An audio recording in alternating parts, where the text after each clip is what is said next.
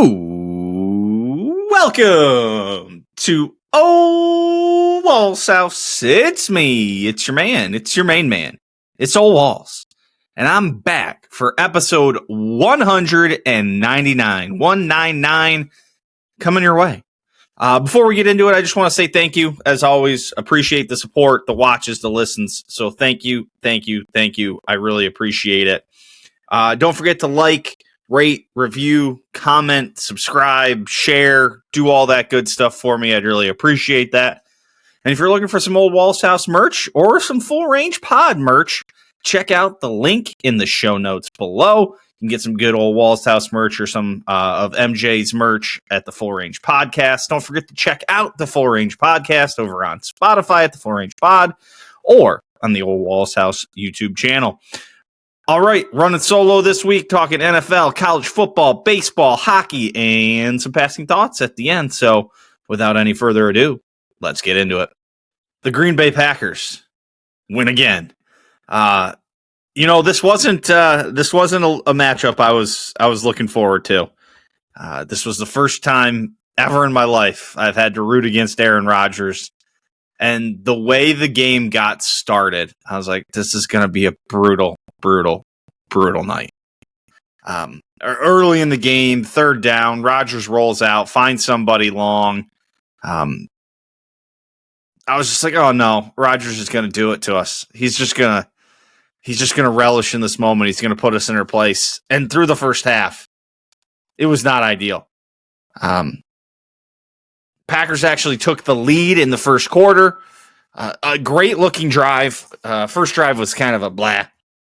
A hold on the opening kickoff, a drop on 3rd and 1. It was just not good. Like the whole first half was not good. But that one drive looked fantastic. Love finds Tucker Kraft for about 16 yards. The start of a very, very good game for Tucker Kraft. We'll get there. But then from there, it's just all Steelers for the second quarter after that touchdown. Kraft actually had a rough moment. Let me see what my notes. With 4:14 left in the second quarter. So this was after Pittsburgh has taken the lead with their third field goal. Boswell, by the way, in the first half, made from 56, 50, and 48. So that guy's a hell of a kicker, while McManus missed 2 field goals in the first half. But Kraft actually dropped what would have been a first down with 4:14 left in the second quarter. The Steelers then end up getting the ball going down, and Rodgers finds DK Metcalf, and all of a sudden it's 16-7 going into half, and it's like, oh, this isn't good. This just isn't good. But the team that came out in the second half was a completely different team from the first half. And the Green Bay Packer team we saw in the second half is the Green Bay Packer team that all the pundits were talking about earlier this year as a Super Bowl contender. And that team in the second half can stay with anybody. There's really, there's not a team that if they play like that they can't compete with. The team in the first half gets beat by a lot of teams in the NFL. And it was evidenced as the scoreboard. It was 16-7. It should have been 16-13.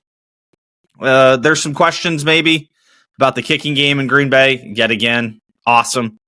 But the team that came out in the second half and the half that Jordan Love played, at one point completed 20 consecutive passes.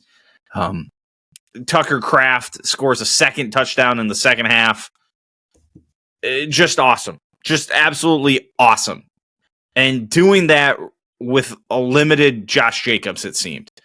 He was on the injury report this week with that calf again. He was used sparingly. I think his total stat line, here we go, 13 carries for 33 yards, and I think he caught a couple of balls. 3 balls. He caught 3 balls. So 16 touches. So not totally sparingly. Usually that sneaks up closer to 20, but there were stretches of the game where he just wasn't in. Emmanuel Wilson came in and performed admirably. 11 carries, 61 yards. He caught 3 balls for 26 yards.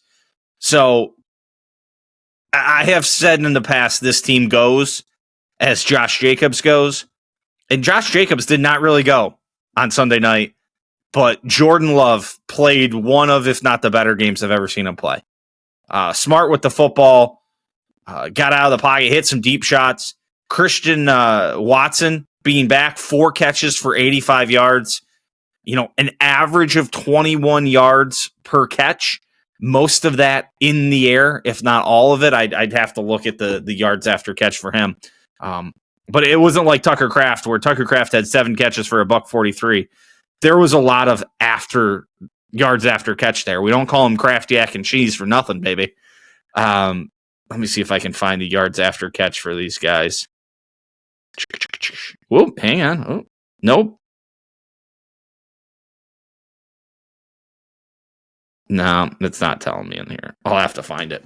But it was a performance. It was a performance you want to see out of a team. Hopefully that clicks and moves this team forward.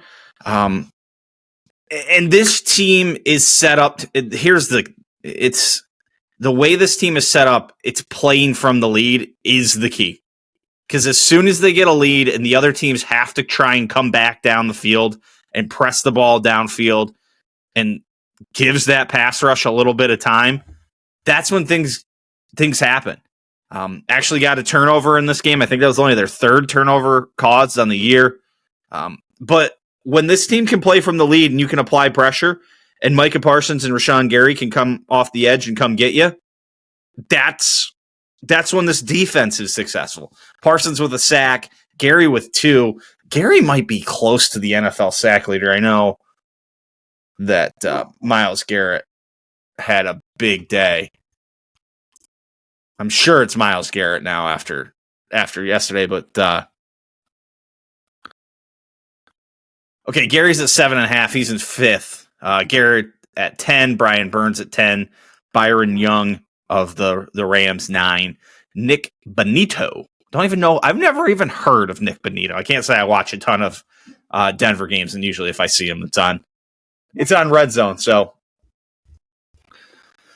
yeah, I mean that was a game that at points looked like the Steelers were just going to control, and then Jordan Love took over. And it's a game that could have gone very badly. It was going badly in the first half there. The Steelers are not the same caliber team as the Packers. You ended up seeing that, but the Steelers are a capable team.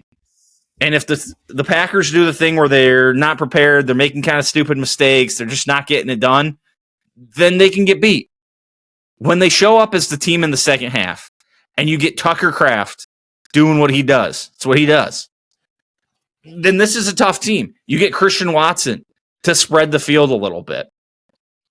God love if you could get Jaden Reed back and add another receiver out there with Reed, Watson, Golden, and Kraft. That's a nice little nucleus to catch the ball. Dontavian Wicks was hurt as well. So, I mean, your other pass catcher out there was Malik Heath. Savion Williams actually got a little kind of end around, but it wasn't a jet sweep, but it kind of was a jet sweep, but it was actually a pass. So, yeah, Matthew Golden got 3 catches, didn't really get anything out of it. Musgraves actually caught a pass as well. But, I mean, Tucker Kraft and Christian Watson caught 11 of the balls for 220 yards. I mean, 360 for Jordan Love.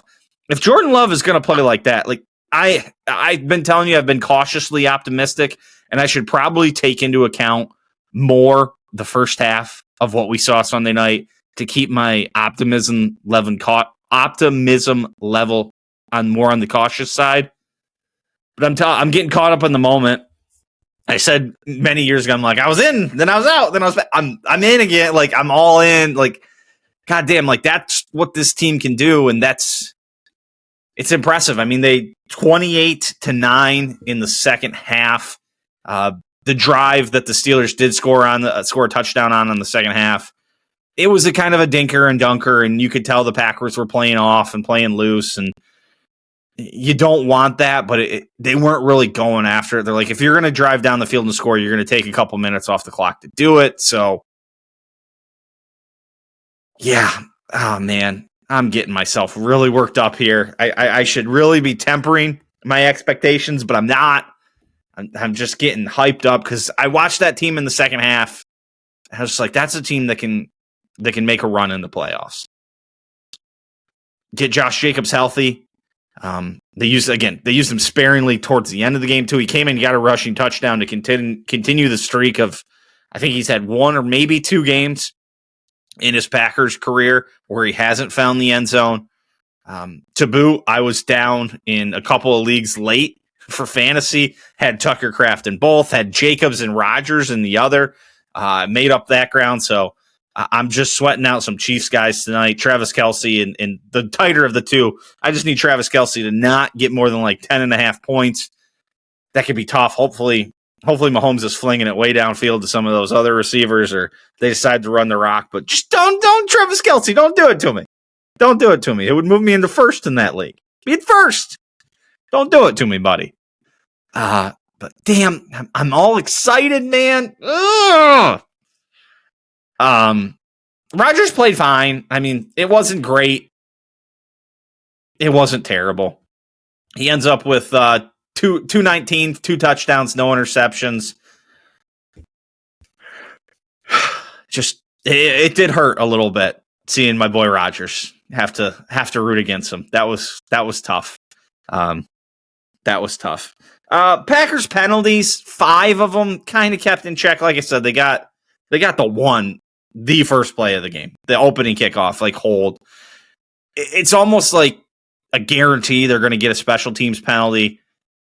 There were a couple moments where they could have gotten some dumber penalties. Quay Walker was kind of yakking with DK Metcalf. Metcalf ended up shoving his finger into Quay Walker's helmet, into his face mask, and like grabbing the face mask too. And Quay Walker's a guy who's been tossed out of a couple games. So good to see that like he didn't respond to that and just let it happen. There was another like late hit, unnecessary roughness kind of penalty thing that the Packers probably got the better end of the officiating on it. So, oh, here we go. I knew I wrote this down. Tucker Kraft, 143 yards at one point. I think that's what he finished with. I forget what I said earlier.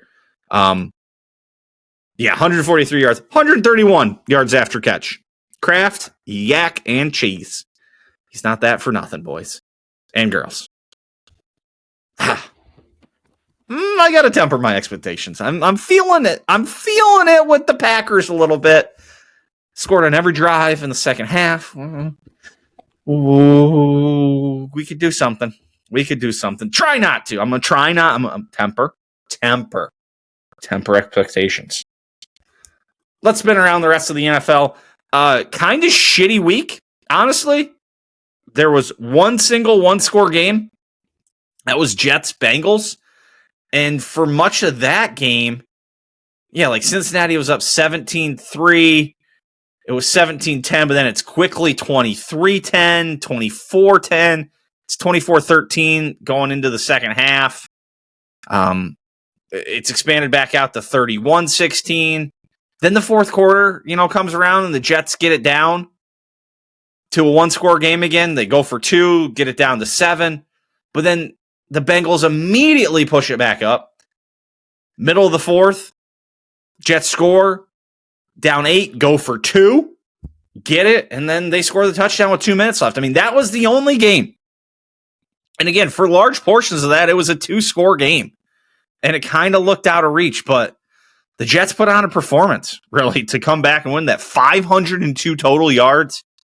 Breece Hall throws in the final touchdown pass, like double clutches, half steps forward, throws it again. Pretty wild. I mean, Justin Fields, 21 of 32 for 244. I mean, the Bengals got to be kicking themselves on losing that one. We'll get to the standings here later, but with the, beating the Steelers and the Steelers drop one to the Packers, like the Bengals could have been right there in that division, and now they're not. I mean, again, the rest of the league, it's like blowout after blowout. I mean, Chargers demolished the Vikings. Carson Wentz is in rough shape. The Dolphins go in and beat the shit out of the Falcons. Kirk Cousins was playing quarterback. He didn't play well, 21-31 for only 173. Ravens take care of the Bears. The Bears were in that game earlier and actually led for the entirety of the first quarter with a couple field goals. But then second quarter, third quarter, Ravens get up by 10 and Bears kind of close it up a little bit, but not really competitive in the second half there. The Bills were all over the Panthers right from the get-go. After a little bit of a slow first quarter, they score a couple times in the second, add a bunch more in the third, and 40-9 victory there. Just nothing happening. Texans, in a game that I thought could be a pretty good game, Texans kind of handled the Niners, 26-15. This game was close-ish at points. I mean, Texans were up 16-0. Niners kind of close it up again. Like just the exact thing that happened in every game, and then the Texans kind of spread it back out. They go up 23-7 in the third quarter and just kind of hold on and get a field goal late. CJ Stroud played a nice game, 30-39, 318, 2 tutties. Patriots, are the Patriots good? Like, we're going to have to assess this a little bit as we look at their, they beat the Browns, they beat the Titans, they've beat the Saints, but they beat the Bills, and then they beat the Panthers, and they beat the Dolphins, but they also lost to the Raiders. Like, so what do we think about the Patriots here? Like, it's tough to know. Like, they're getting the Falcons next week. They should win that game. Then they have the Bucs, so you'll find out a little more there, I think. But then it's Patriots, it's Bengals, it's Giants. The Giants can be kind of frisky, but now Cam Scadable's out. And then they finish Bills, Ravens. Like, who knows? The Ravens kind of stink, but they just get a big win. Lamar is maybe coming back. A little controversy there. Lamar slated to come back. Lines all go. Kind of expecting him, and then he's kind of a later in the week scratch. Lines readjust, coming off a little bit of a gambling scandal. That was something. But then it's Jets and Dolphins again. Like, the Patriots are set up to win a lot of games and us not really know what's going on. Like, hey, yeah, they beat Buffalo. They went into Buffalo, but, like, they're going to get them again. So, like, what if Buffalo comes and drums them? And our only other, like, real games against real tough competition we've seen are the Bucs, the Bengals. I don't think there's any hope for Burrow to be back by that point. And then, like, the Ravens. Like, there are some bad teams in the NFL, and the Patriots are kind of feasting on them. Now, hey, you can only beat who's in front of you, so you can't knock them, but, like, what do we really know about them? Eagles beat up on the Giants. Again, just same thing. Like, it's the exact same playbook. It's kind of close early. Then all of a sudden it's 20-10 in the second quarter. And it's never less than, 1.5, 2 scores the whole rest of the way. Just the exact same thing. And then you look at the Eagles stat line. And Jalen Hurts threw for 179 yards, but it's 4 TDs. Saquon busts one early, finishes with 150 yards and a touchdown, but I believe there's some injury concerns for him coming out of that. Bucs beat up on the Saints. I mean, the big thing there was that game took a while to get going. Bucs score early. There's a stretch where they have 8 not consecutive, but like 8 plays from like inside the 3. They don't score on the first attempt. They go 0 for 4. And then on the next time they're down there, they finally score on 4th down. Like, that was kind of, the big thing there. I mean, Baker didn't play a great game either. 15 for 24 for 152. Saints pull Spencer Rattler and go with Tyler Shug, I think is how they say it. I just thought it was Tyler Show. But I mean, he goes 17 of 30 for 128. So in an interception. I mean, they combined for 32 of 51 for 264 and 2 interceptions in a game they were trailing the whole time. Colts beat up on the Titans. Again, this is another team. It's like, what do we know about the 7-1 Colts? Like, if you go back and look at who they've beat. Like, they've got the good win on there. They beat the Broncos. But like otherwise, it's the Dolphins. It's the Titans twice now. It's the Raiders. It's the Cardinals. And then they beat the Chargers. So they got 2 wins. I should take that back. They got 2 kind of good wins on there. So maybe we know a little bit more about them. And they're putting up some points. I mean, 33, 29, 41, 20 and a loss, 40, 31, 38, 38. Like, they are scoring the football. Daniel Jones, another good game. 21, 29, 272, 3 touchdowns.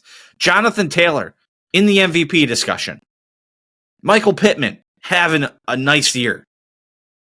Like, that's an interesting team. Broncos coming into form. They're 6-2 now after they lay 44 on the just absolute helpless Dallas defense. Dallas can't cover anybody, and Dak Prescott, played a bad game this week. I mean, Dak has to play pretty darn incredible almost every week just to keep them, even close to being relevant in that game. Bo Nix, though, nice game. 19 of 29, 247, 4 tutties, 1 interception. I mean, if you look at the Broncos, Titans, I mean, for some reason, the giant common denominator here is that the Titans get beat the shit out of all of these teams. Broncos lost to the Colts and Chargers. They were 1-2. Beat up on the Bengals. Go beat the Eagles. Play a tight one with the Jets. Play a really tight one with the Giants.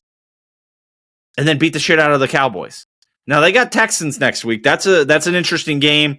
They got Chiefs in a couple weeks. They got the Commanders. They have the Packers in December. They have the Jags in December. Then the Chiefs again on Christmas Day. And the Chargers to end it. So, like, they're on the opposite side of kind of what we were talking about with the Patriots. Like, there's some games coming for these guys. Like, you're going to find out a lot about the Broncos, I think. And then tonight, we've got Chiefs and Commanders. Who is playing quarterback for the Commanders tonight? Is Jaden Daniels playing? I think he is, right? I can't even spell. I can't spell. It's Jaden Daniels playing tonight.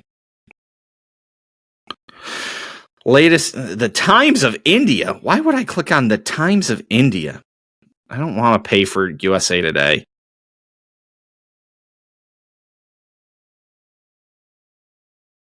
Okay. He's out. Okay. Marcus Mariota tonight. So the Chiefs should win that. I mean, if you look around the NFL in the standings, we talked about the Patriots. They're a game, half a game up on the Bills right now, thanks to the bye week, how it fell. We also had bye-mageddon this week, so a bunch of teams are off. Fantasy football lineups were out there. But they're both there. 6-2 for the Patriots, 5-2 for the Bills. I mean, if you're asking me a team to get behind still in that division, I'm getting behind the Bills. I just don't trust the Patriots yet. Drake May has been playing some good football.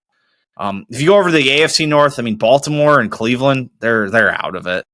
I mean, I guess not Baltimore. They could go, 8-1 to end the year?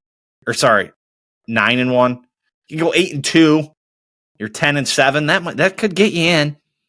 Hell, that could win the division, to be honest. I mean, the Steelers are 4-3. They were 4-1 a couple weeks ago. Nobody in the AFC North has a positive point differential. The Steelers are at a even 0, Bengals -79, Ravens -36, Browns -58. But the Bengals could have been 4-4, just beat the Jets, and you're just right there with Pittsburgh. AFC South getting interesting, like you said. The Colts, I mean, they're killing people. They're +116 in point differential. I mean, the Jags at 4-3, the Texans at 3-4, and it seems like the Texans maybe are starting to find a little bit of a rhythm. AFC West, I mean, you got the Broncos at 6-2. You got the Chargers at 5-3. You got the Chiefs that you will soon be 5-3 tonight. That's an interesting division there. The Eagles are kind of getting out and away with it in the NFC East. I just don't think the Cowboys have a defense that can hold up enough for them to win football games. So, I mean, that just looks like it's the Eagles' division to lose. Just keep doing what you're doing and stay out ahead of it. NFC North, the Bears. I don't think the Bears are there. I think this is a 2-horse race too. I think it's Packers, Lions. Packers right now, a little bit ahead because of that tie, 5-1-1 versus the 5-2 Lions. Lions were off this week, 99.9% sure. And then you got the NFC South. Sorry, the NFC West coming too. But then you got the NFC South, which, again, that feels like a 1-horse race too. I know the Carolina Panthers are 4-4, but they're not good enough to string enough wins together. They're going to get maybe some wins in the NFC South because the Falcons and Saints are also bad. But that's the Tampa Bay Bucs division to lose. They're 6-2. I mean, if you just put 3 more wins on the board, you should win that division. I mean, can you imagine the Panthers going 5-4, having a winning record for the rest of the year? Again, those are all net negative point differentials in that division, other than the leading Tampa Bay Bucs. And then another really fun division, the Seattle Seahawks, Los Angeles Rams, and San Francisco 49ers out in the NFC West. Seahawks were off this week, but Sam Darnold slinging it. Jackson Smith and Jigba is one of the top receivers in the NFL. Matt Stafford and the Rams just refusing to go away. They got Devontae out there. The 49ers, who knows what you're kind of getting out of them. They're injury riddled again. You got Mac Jones, who had been playing pretty damn well. I don't know exactly what the timetable is on Purdy, but that's an interesting division. So we're stuck between this real interesting division thing. If you look at it, you got a 2-horse race in the AFC East, so that's interesting. Probably a 2-horse race in the North, but with kind of bad teams. And then the Steelers are maybe a little bit better than bad. You got one that the Colts are way out ahead in the South, but it feels like the Texans are kind of coming on to something. Texans are going to have to play really good ball coming in and finish probably 8-2 to keep up at all with the Colts. But we went through that Colts schedule. There's wins there. You got just a knockdown drag out in the AFC West, NFC East in 1-horse race. There's going to be a pretty good 2-horse race in the NFC North, 1-horse race in the NFC South, and a three-way tussle in the NFC West. So there are some good teams in the NFL, and then there's some bad teams. You look at it, Cardinals, bad. Saints, bad. Vikings looking to be worse. Giants, I don't know. They're frisky and fun, but I don't think they're good. Especially Cam Scatterbo. His ankle was going the wrong direction. That was disgusting. The Raiders aren't good. The Titans stink. The Browns stink. The Bengals are bad. The Ravens probably stink. Maybe they can flip something around. I don't know. I just don't know. Any other notes I had here? Myles Garrett, 5 sacks. Oh, the tush push. The tush push. We're just not calling fumbles now. That play, they claim they blew it dead. I don't think so. I do not think so. I was originally in the camp of when people started, I said this, I was like, hey, my team was the leading front, we got to ban this. And I was like, that's a bitch move. That's a bitch move. But if it's not going to be officiated correctly, and they're going to let people line up offsides, jump early, and now that it gets into the scrum, it's oh, we're in the scrum, and we're going to blow it dead early, but now there's fumbles that are happening. It's if we can't officiate it correctly, we might need to revisit this, because if you officiate it right and they have to line up on sides, they can't be jumping, and that you can't just blow it dead every time the scrum happens because you're creating the scrum. That's a bullshit move too. But you can't just give them the unfair advantage of hey, we're off sides, we're jumping early, and the second it becomes a scrum, and I've got this ball that I have to protect, that I'm leaning in and putting it out over the line, we're getting towards hey, you got to do something here. You got to do something. Myles Garrett, 5 sacks. 49ers had no first downs for the first 29 minutes of that game. That's something. And then I saw this really interesting thing from Greg Olson, where he was saying NFL teams should really consider kicking field goals from a longer distance and be more apt to go for it. And consider kicking field goals from a shorter distance. And it really applies to longer ones too, but in the shorter distance, the idea is that instead of trading your 3 points, you're going to get the 3 points for the field goal. But because of the kickoff rules, teams are getting out to the 30, 35, 40, and then all of a sudden they're in field goal range right away or have an easier drive. Why not just continue to go for it the further down you get? Try and go score 7 as opposed to 3 and then putting the other team back at the 35-40. Whereas if you don't get it, now they're at least pinned down deep and say, hey, you're on the 10 and you're going for it on 4th and 5. Would you rather trade get the 3 points? And there's always going to be put the points on the board no matter what. But it's an interesting thought process. Like, hey, why don't we go for it? We're going to get it a certain percentage of the time. But the other percentage of the time, they're getting the ball at the 10 with much less of a chance to come back the other way and score. First, we give them 3. We get 3, but we give them the ball at the 35 or 40. They're almost assuredly going to be in field goal range pretty soon, and a much better chance to go score going, 60 or 65 yards versus having to go 85 yards or 90 yards. Or 95 yards. Interesting thought process. I'm a gambler. I like the idea that like, hey, we're down there. Let's go get it. Let's go put touchdowns on the board. So just something to consider. I don't know if I'm sold on it yet, but I'm thinking. I'm thinking about it. I'm not totally there, but I'm thinking about it.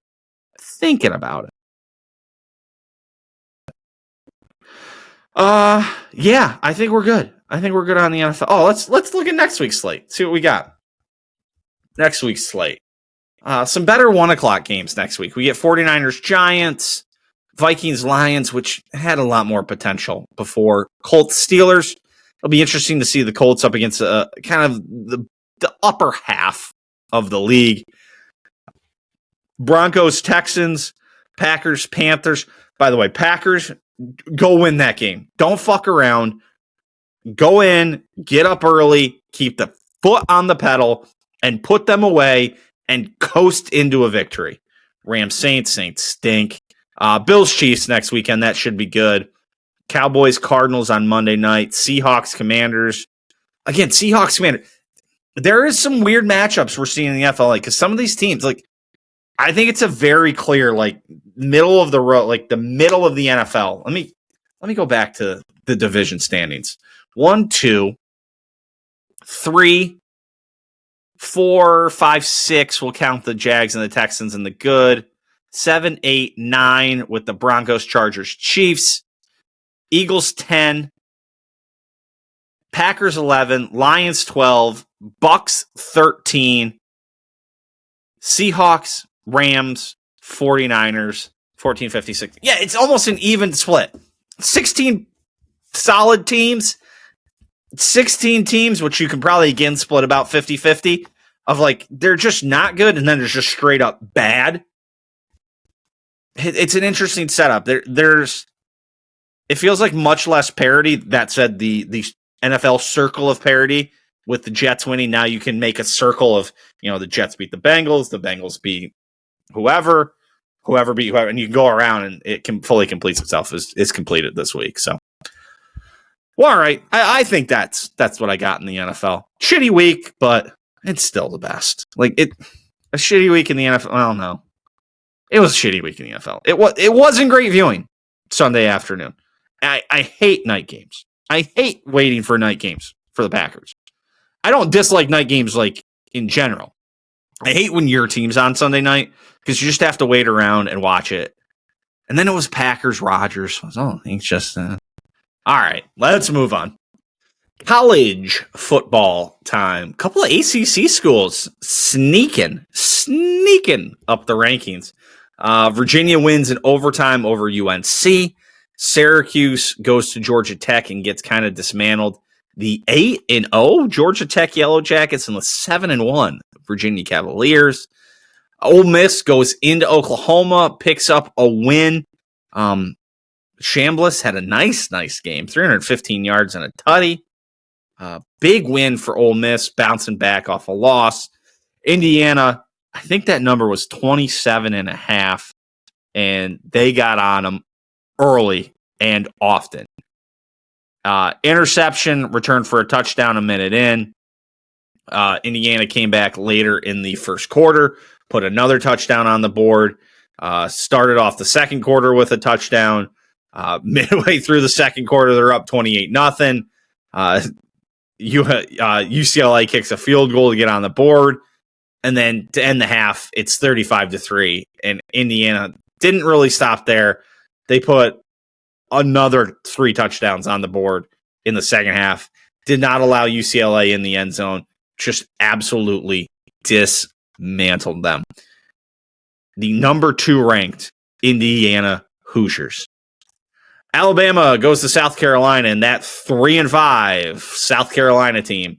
That was not all wins are the same, 3-5 teams. Those are just quality wins, no matter what you say.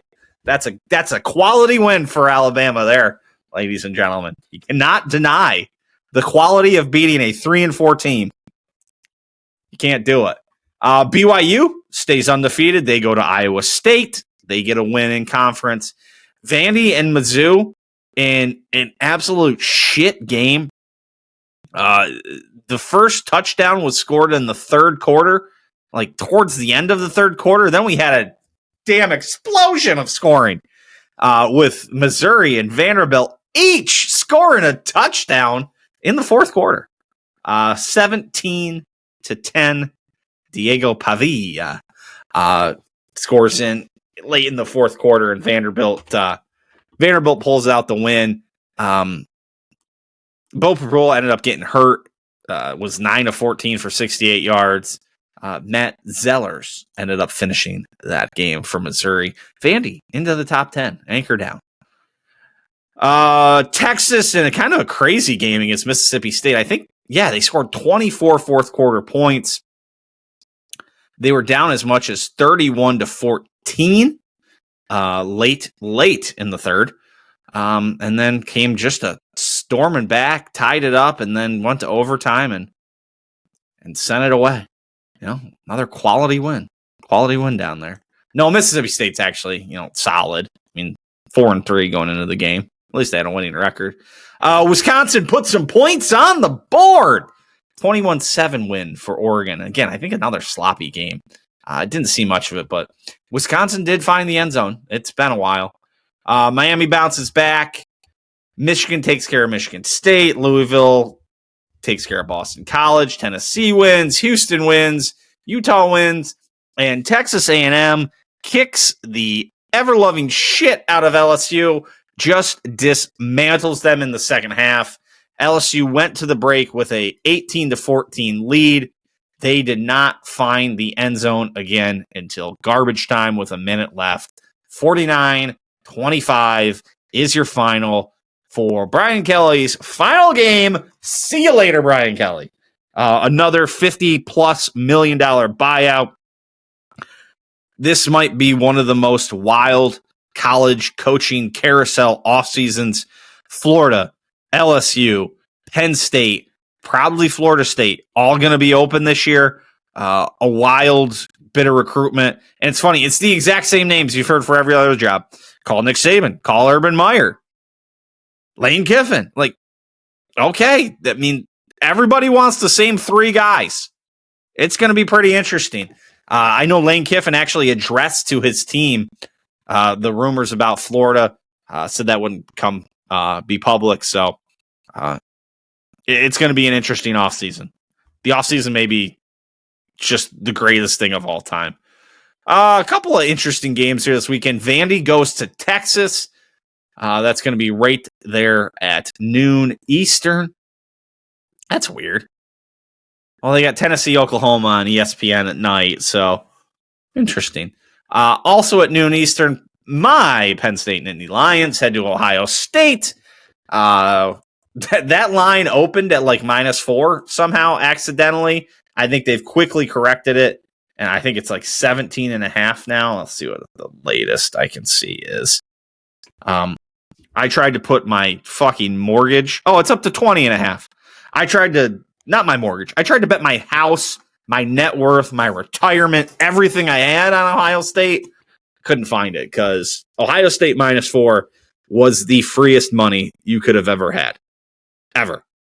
Ever. Ever. Ever. Penn State has no chance in that football game.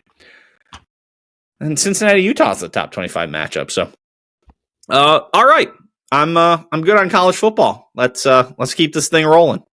All right, let's cover some other sports. Let's talk about my Philadelphia Flyers.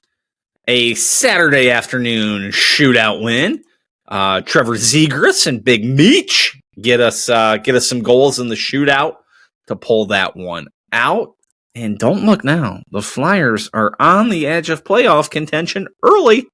They are on the edge of playoff contention early.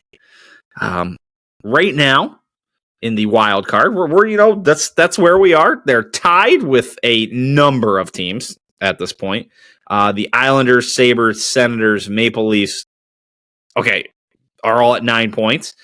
Flyers are 4-3-1 at this point, so 4-4 for those of you who don't keep records just ridiculously. But you do get a point for that 1 point.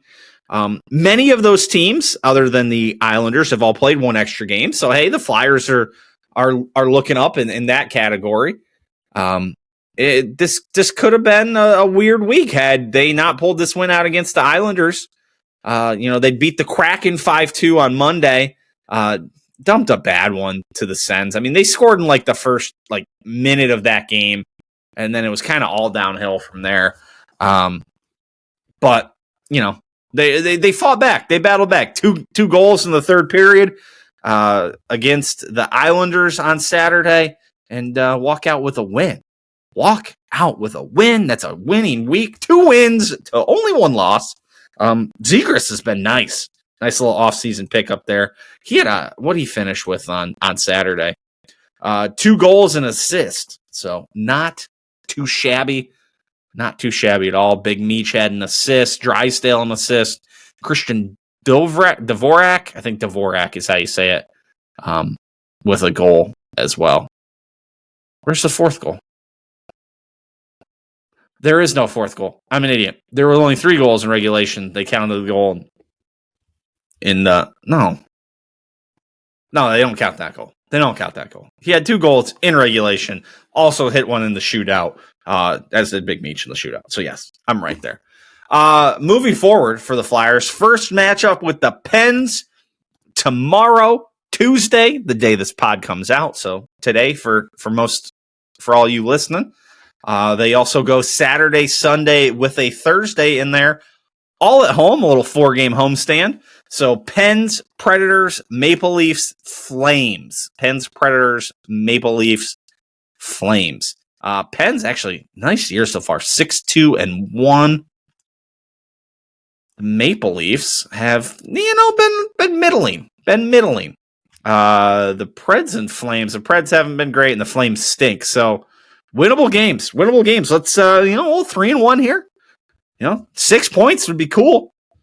Let's get no less than 5. Keep the train rolling here. Keep the train rolling. Be doing things. 14 points, 15 points at the end of the week. That'd be nice. Elsewhere, Major League Baseball tonight, Monday night, Game 3 in LA, tied series, 1-1. Blue Jays went nutty in Game 1. Dodgers answer back in Game 2. Who do we got on the mound? Who do we got on the bump tonight? The Hill pitching. Scherzer and Glasnow tonight. Gosh, it's so wild that Max Scherzer's still pitching. Bieber Ohtani on Tuesday rather. My guy Biebs. No starters announced for Game 5.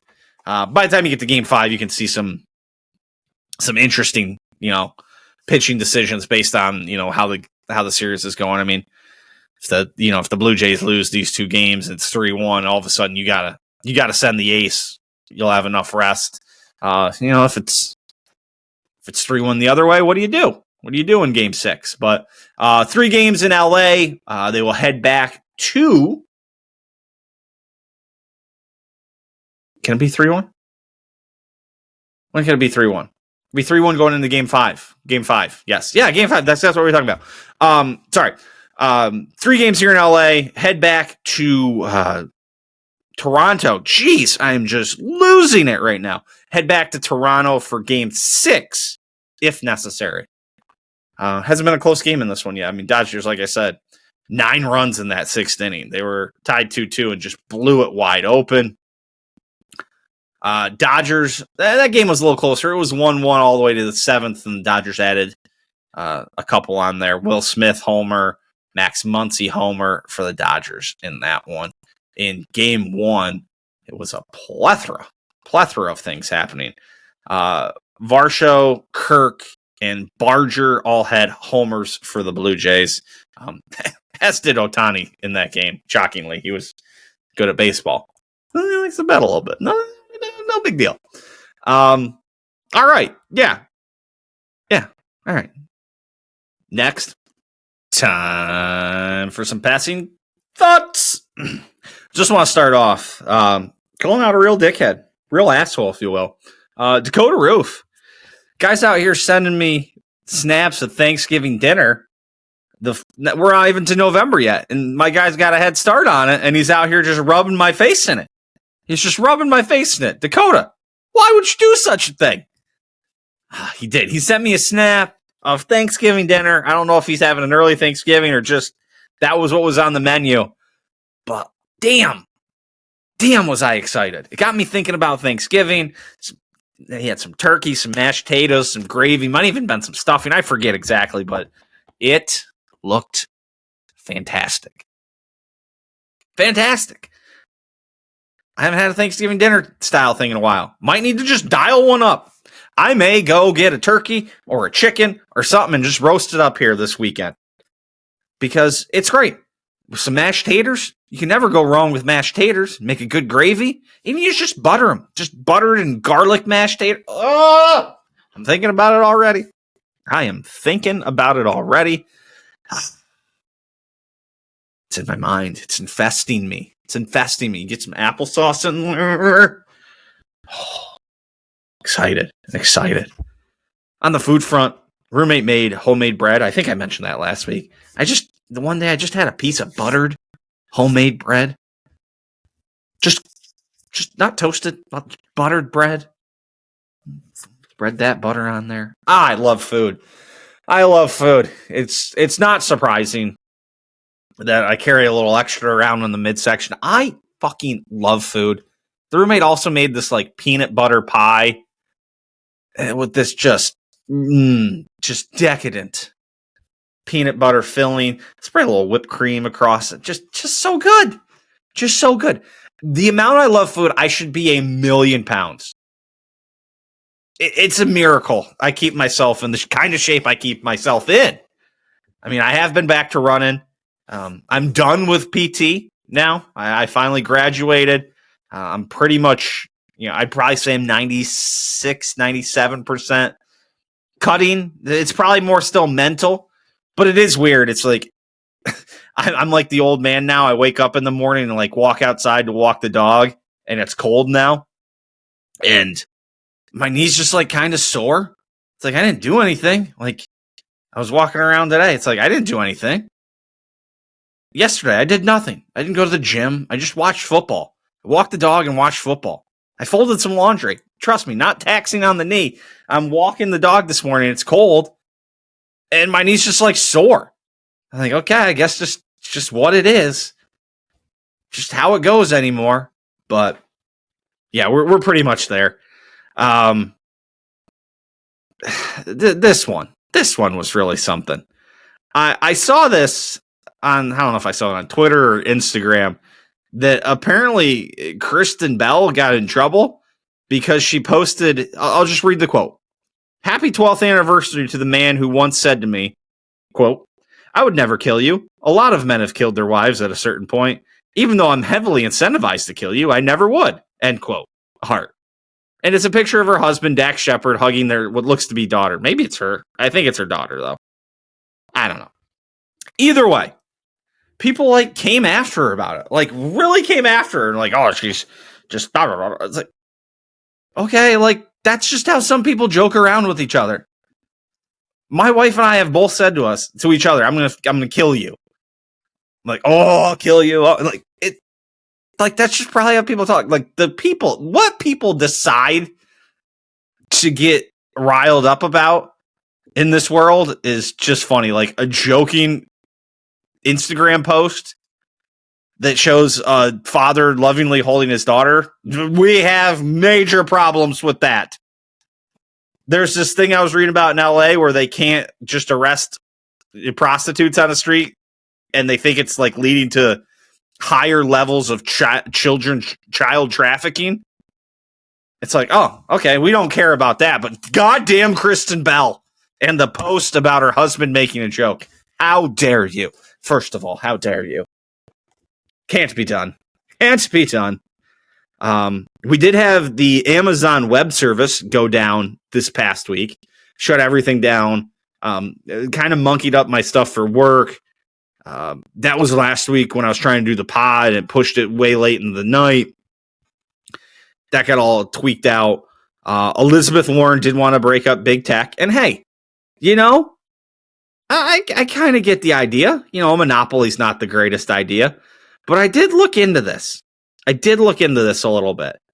And her quote was, if a company can break the entire internet, they are too big, period. And so I wondered, I'm like, how much does Amazon Web Services, make up? It's 30%. Microsoft Azure, 20%. Google Cloud, 12%. And there's some other stuff on there. Oracle, Salesforce, IBM, Tencent, Alibaba. And I think that's like a worldwide thing. But I got thinking to myself a couple of things. Like, first of all, if we break up the tech giants, like Amazon would spin, like that's one of the things they would spin off as its own company is like Amazon Web Service, and like Amazon, like the retailer would be one thing, and like Prime and stuff would probably be another, right? Like, I don't know. I'm an idiot. Don't get me wrong. But like, wouldn't that be like part of the things that get pieced out and it would still be its own thing? It just wouldn't be called Amazon. And then I wondered, I was like, oh, kind of the big, one of the big monopoly breakups in history was Standard Oil back in the early 1900s. And at the time, kerosene was their main product line. They controlled 91% of production and 85% of final sales at their highest point in 1904. They were eventually asked to break up. By 1906, when the breakup was, the ruling came down, their market share was about 64%. By 1911. So I was like, oh, Amazon would have to double just to get to the point that they were at when they got broken up. And I'm sure they'd probably start divesting down off of that. But like, just to get to there, they'd have to double. It doesn't feel like that. I mean, I get the idea, but like, it feels like we're just in this world where everything is so heavily online and the cloud and everything. Like, this shit's gonna happen. Like, it sucks, but it's gonna happen, and someone's gonna hack it. Another country, terrorists, whatever. Like, we're all gonna go down one day. One of these days, we're just gonna get sent back to the Stone Age. Speaking of technology, Chevy will be getting rid of Apple CarPlay and Android CarPlay, whatever they call it, and going with their own kind of function for that. I saw this quote from Autoblog. Trust Autoblog, if you will. But GM's long-term goal is to turn its vehicles into software-defined platforms, unlocking revenue from subscriptions and in-car services. I just can't wait till the day you go to turn your car on and a little message pops up. Your subscription is expired. Renew now to turn on your car. Like, what? Like, is that what we're doing here? Can't I just fucking drive my car? Every car is going to drive itself. We're going to be out there like Minority Report when he's trying to run away and you can't get in your car won't work. It's like, oh, you have traveled too many miles this month. Please find another form of transportation. The bus is 87 blocks away. Walk there. Oh, dumb. You know what else was dumb? Peacock was dumb. Peacock. I cannot stand the way some of these streamers do things now, where they're like always changing up like the home screen. And it's like, here's the suggestion, different kind of suggestion. Oh, here's your continue watching. But then like 2 days later, it's like, oh, continue watching is first. And then the day after that, it's like continue watching is like 7th. Well, the other day, roommate and I are watching some Modern Family, and Peacock just doesn't have the continue watching like section on there. Just not there at all.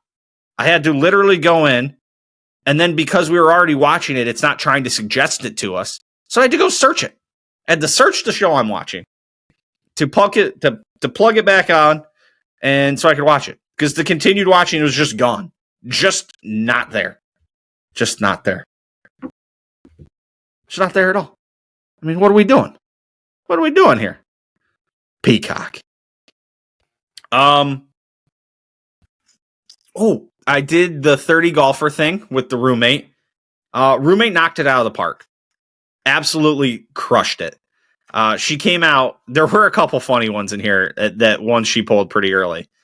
Scotty, Rory hit us with a Tony Finau in the third. This is the order she put him out there. Tony Finau, Brooks, Rahm, Bryson, Cam Young, Cam Smith.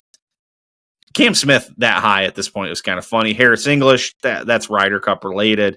Phil, Tiger, Ludwig, Max Homa, Colin Morikawa, Robert McIntyre, Sam Burns, Victor Hovland, Wyndham Clark. She's always had an easy time recognizing Wyndham Clark for whatever. I think she calls him Windy. Xander, Hideki Matsuyama. She then hit JJ Spawn, Tommy Fleetwood. This was probably my favorite of all of them. Aaron Rye in the 23rd spot. Spieth, Harmon, Joaquin Niemann, Jack Nicklaus, John Daly, Arnold Palmer, and Matt Fitzpatrick to finish it off. So the roommate knocked it out of the park. Aaron Rye. Tony Finau in third and Aaron Rye in there as well. So, all right, that's all I got. Let's go wrap this thing up. Closing time, everybody.